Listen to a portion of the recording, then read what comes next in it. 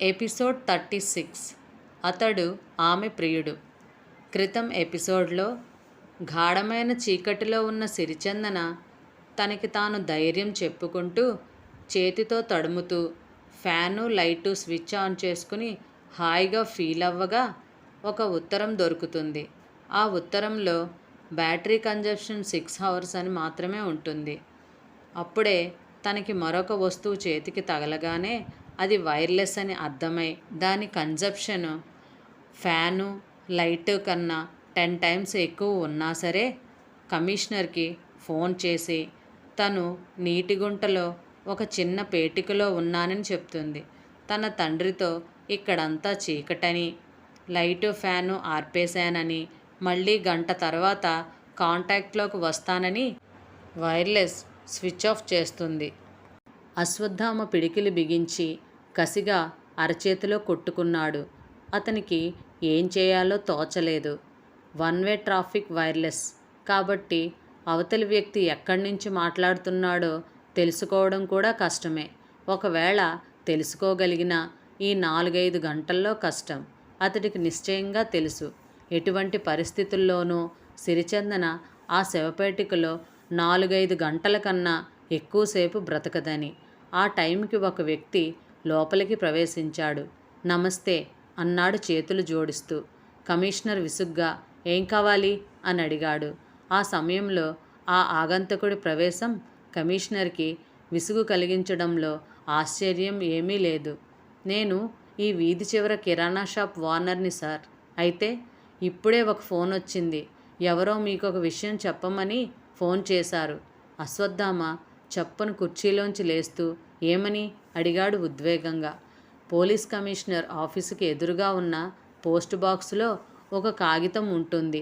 అది చదవమని కమిషనర్ గారికి చెప్పు అన్నాడు. నాకు మొదట్లో ఎవరో ఆకతాయివాడు ఫోన్ చేశాడనిపించింది సార్. కానీ ఇది చెప్తే మంచిదేమో అనిపించి వచ్చాను. చాలా మంచి పని చేశావు భుజం తడుతూ అన్నాడు కమిషనర్. ఆయన మరి ఆలస్యం చేయలేదు. గబగబా బయటికి వచ్చాడు. బయట ఉన్న కమిషనర్ సిబ్బంది ఆశ్చర్యంగా ఆయన కేసు చూస్తున్నారు.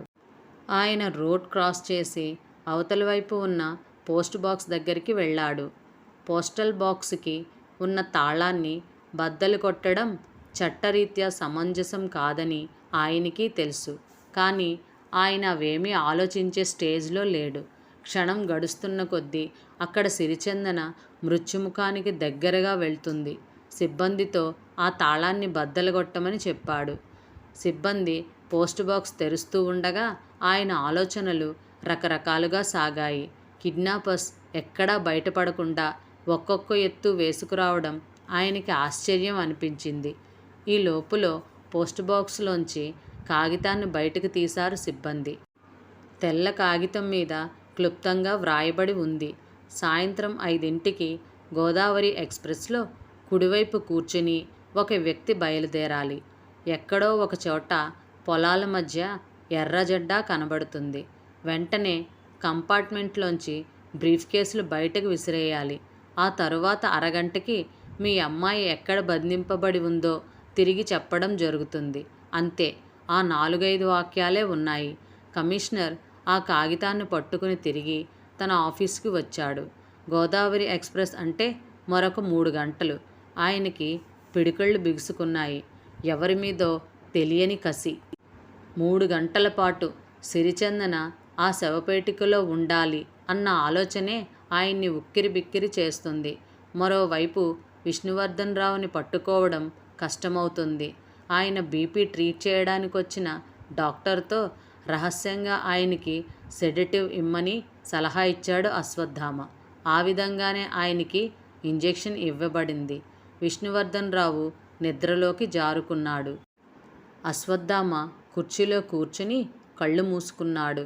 నోటికి ప్లాస్టర్ వేసి చేతులు బిగించి కిడ్నాప్ చేసిన వ్యక్తిని అహర్నిశలు కనిపెట్టే అవసరం లేకుండా ఒక శవపేటికలో పడేయటం, టెలిఫోన్లో డైరెక్ట్గా మాట్లాడకుండా టేప్ రికార్డర్ ద్వారా సూచనలివ్వడం, పోస్ట్ బాక్స్లో ఉత్తరాన్ని పడేసి తీసుకోమనడం, అన్నింటికన్నా ముఖ్యంగా పోలీసులకి వలలో చిక్కకుండా నడుస్తున్న ట్రైన్లోంచి బ్రీఫ్ కేసులు బయటకు విసిరేయమనడం, ఖాన్ అంత గొప్ప ఇంటర్నేషనల్ స్మగ్లర్ ఎలా అయ్యాడో ఇప్పుడు అర్థమైంది అశ్వత్థామకి.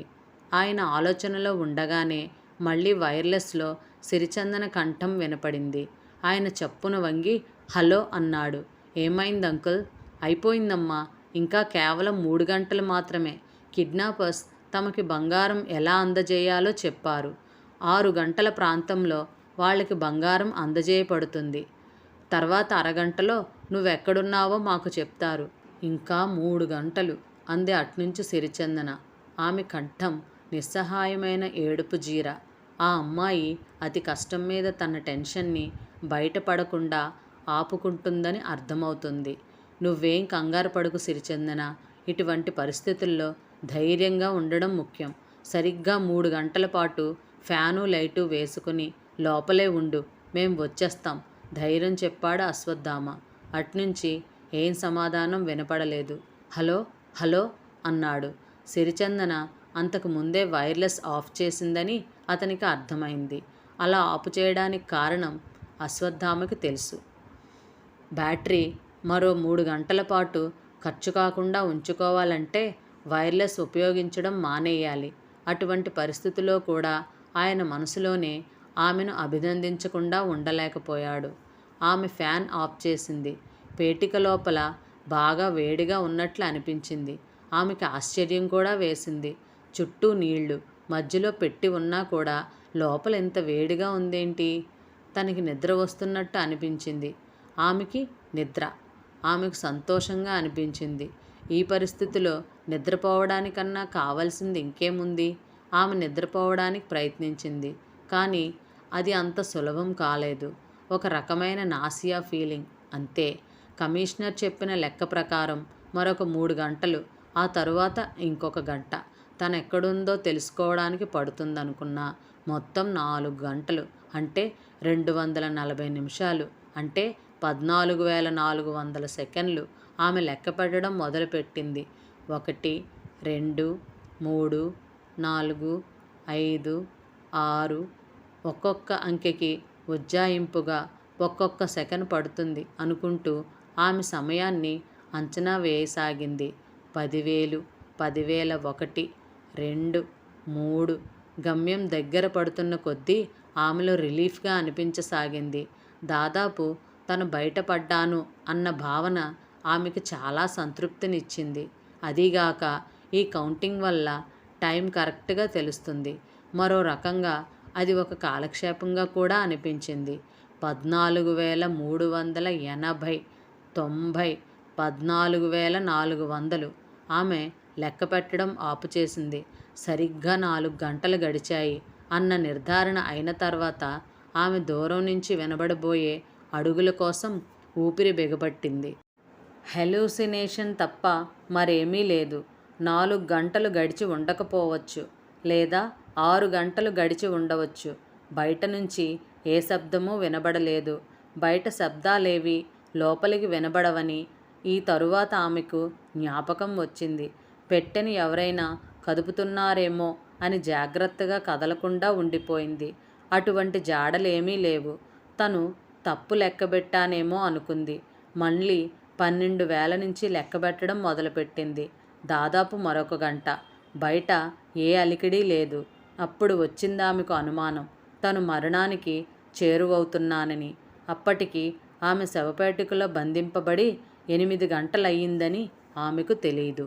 గోదావరి ఎక్స్ప్రెస్. గోదావరి ఎక్స్ప్రెస్ వేగంగా వెళ్తుంది. ఇంజిన్ నుంచి 3వ కంపార్ట్మెంట్లో కుడివైపున కూర్చుని ఉన్నాడు రవితేజ. అతని పక్కనే 2 బ్రీఫ్ కేసులున్నాయి. ఫస్ట్ క్లాస్ కంపార్ట్మెంట్ కూపే అది. అందులో అతను తప్ప మరెవరూ లేరు. పోలీస్ ఎస్కార్ట్ కూడా ఏం లేదు. కిడ్నాపర్ని బంధించడానికి ఎటువంటి రిస్కు తీసుకోదలుచుకోలేదు పోలీస్ ఆఫీసర్లు. అది అసాధ్యం కూడా. ఏ పాయింట్ దగ్గర ఎర్ర జెండా కనబడుతుందో, ఎక్కడ బ్రీఫ్ కేసులు విసిరేయాలో ఆ పాయింట్ దగ్గర పోలీసుల్ని నియమించడం అసాధ్యం. ట్రాక్ అంతా పోలీసులను నిలబెట్టడం కూడా సాధ్యమయ్యే పని కాదు. అందువల్ల అలాంటి వ్యూహమేమీ పన్నలేదు. వెళ్తున్న రైల్లోంచి బ్రీఫ్ కేసులు విసిరేసిన తర్వాత ఎంతసేపటికి కిడ్నాపర్ అక్కడికొచ్చి వాటిని తీసుకుంటాడో తెలుసుకోవడం కూడా కష్టమే. పోలీస్ ఆఫీసర్లు కిడ్నాపర్ చెప్పినట్టే చేయడానికి నిశ్చయించుకున్నారు. దాని పర్యవసానమే ఈ ప్రయాణం. రైలు వేగంగా వెళ్తుంది.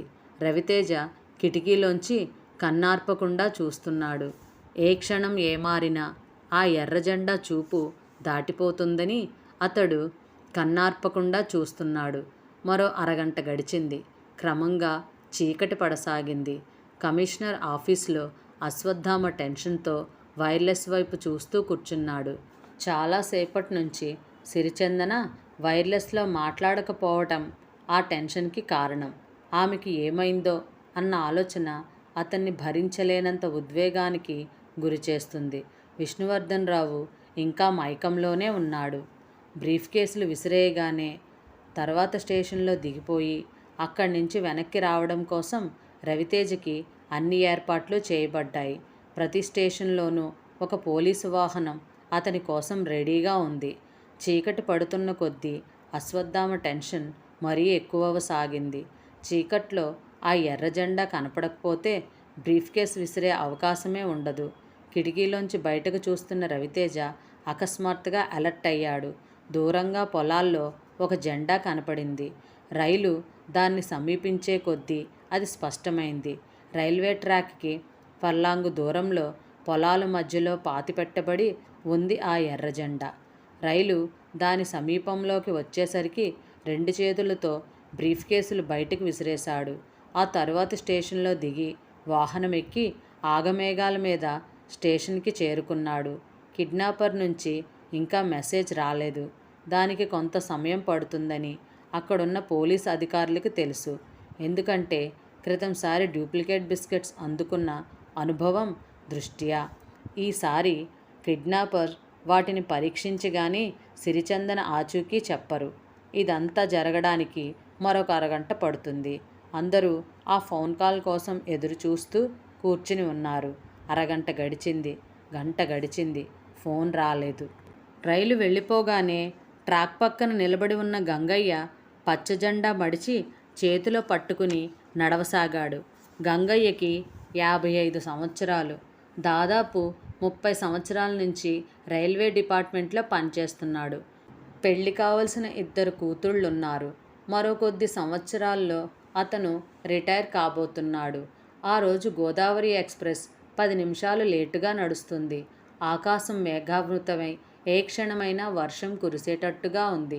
రైల్వే ట్రాక్ను చూసుకుంటూ నడుస్తున్న గంగయ్యకి కట్ట కింద నల్లగా మెరుస్తూ కనపడింది. ముందు ఏ నాపరాయో అనుకున్నాడు.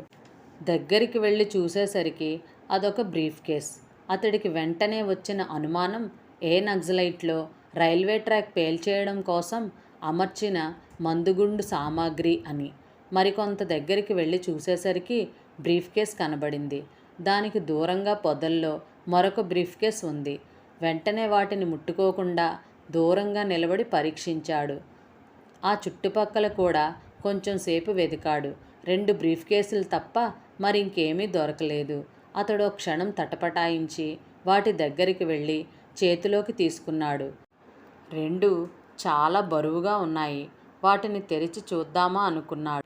కానీ అలా సీల్ తెరవగానే పేలిపోయేటట్టు అమర్చారేమో అన్న భయం మనసులో ఒక మూల కలిగింది. సాధారణంగా రైల్లోంచి బ్రీఫ్ కేసులు పెట్టెలు బయటికి జారిపోవడం అంటూ జరగదు.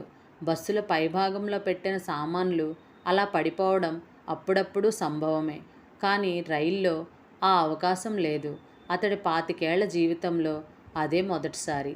రైల్వే ట్రాక్ మీద కూర్చుని అతడు బ్రీఫ్ కేస్ తెరవడానికి ప్రయత్నించాడు. కానీ 2 బ్రీఫ్ కేసులు తాళాలు వేసున్నాయి.